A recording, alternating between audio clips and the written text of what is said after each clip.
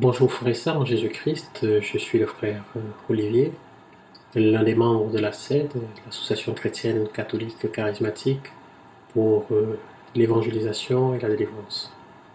Aujourd'hui, je souhaitais mener une petite méditation sur l'une des armes dont Saint Paul nous parle dans sa lettre aux Éphésiens, lorsqu'il nous rappelle que sur cette terre, ce n'est pas contre les êtres humains que nous avons à lutter, mais c'est contre les esprits mauvais du monde céleste. C'est pourquoi d'ailleurs Saint Paul nous invite à s'armer des armes que Dieu, à travers son Église catholique, a mis à notre disposition. Donc parmi ces armes, aujourd'hui, nous allons méditer sur la neuvaine. Deux questions seront soulevées durant cette méditation. La première, c'est de savoir qu'est-ce qu'une neuvaine. Et la seconde, c'est de savoir comment initier une neuvaine dans sa forme. Je dis dans la forme parce qu'en réalité, dans le fond, même si les neuvaines épousent toutes le même tronc commun autour du Notre Père, du Je vous salue Marie, du Gloire soit au Père, elles gardent chacune leur spécificité, leur particularité en fonction de l'intercesseur auquel on s'adresse. Et au-delà des deux questions de savoir qu'est-ce qu'une neuvaine et comment elle s'initie, je me permettrai de faire deux remarques qui, j'espère, nous élèveront tous ensemble spirituellement pour nous aider davantage à mieux prier.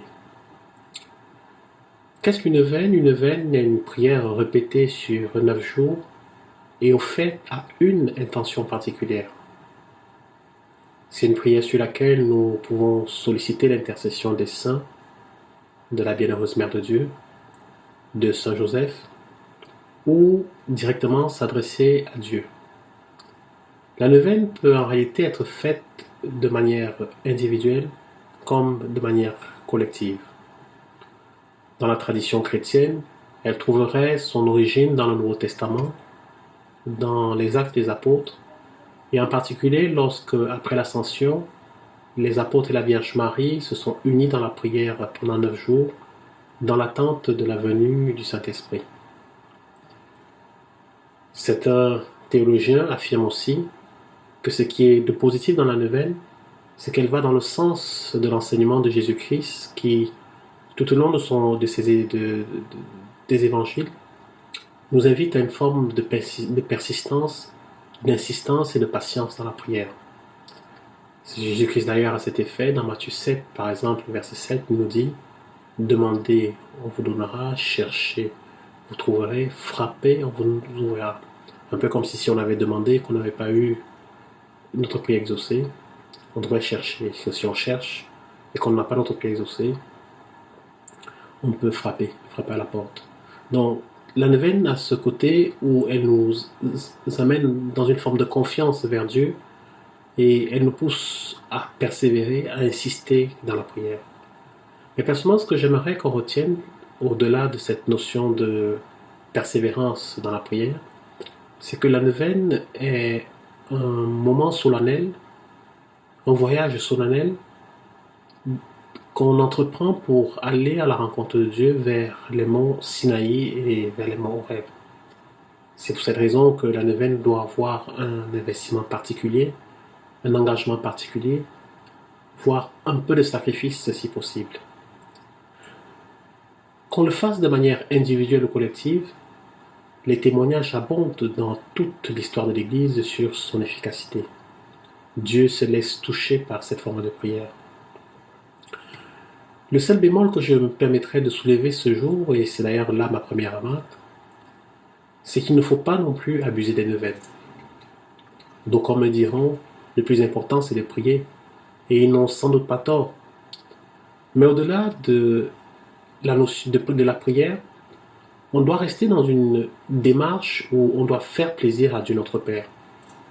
On doit donc prier pour l'adorer, on doit prier pour le surprendre, on doit prier pour se rendre agréable, on doit prier pour l'adorer.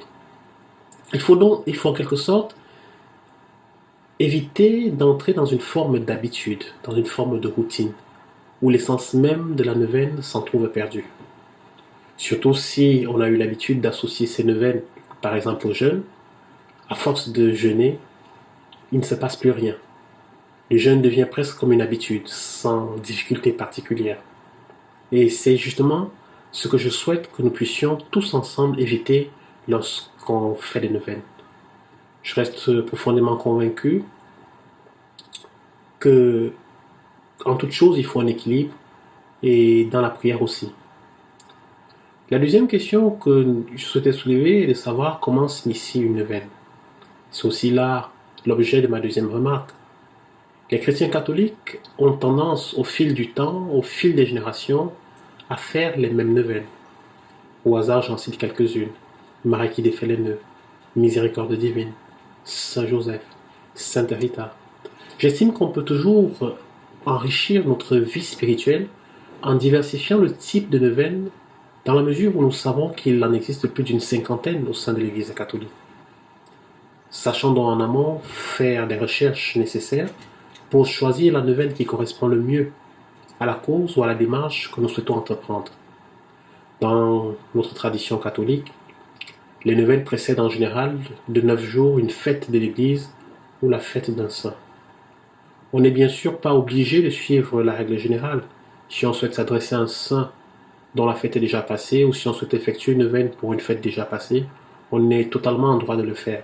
Je rappelle, comme je le dis chaque jour, que la prière reste une démarche libre. Mais une fois qu'on a identifié la neuvaine, il est préférable de définir la date de début, le lieu où on souhaite l'effectuer, et surtout l'heure quotidienne. En effet, quand on effectue une neuvaine, il est important de l'entreprendre comme un rendez-vous qu'on fixe à Dieu durant 9 jours avant la rencontre finale. Pour plus d'efficacité, je rajouterai simplement que lorsqu'on fait une neuvaine, il est important autant que possible durant les 9 jours d'assister à la messe. On l'aura compris, la neuvaine est une arme efficace dans notre vie spirituelle puisqu'on sait qu'elle répond d'une part à la volonté de persévérance à laquelle le Seigneur Jésus-Christ nous invite dans la prière, et d'autre part, elle a une démarche particulière à apprécier de Dieu. Deux remarques tout de même, il ne faut pas trop en faire. Et la deuxième remarque, on a le choix entre une cinquantaine de types de neuvaines à faire. Que le Seigneur vous bénisse. Amen.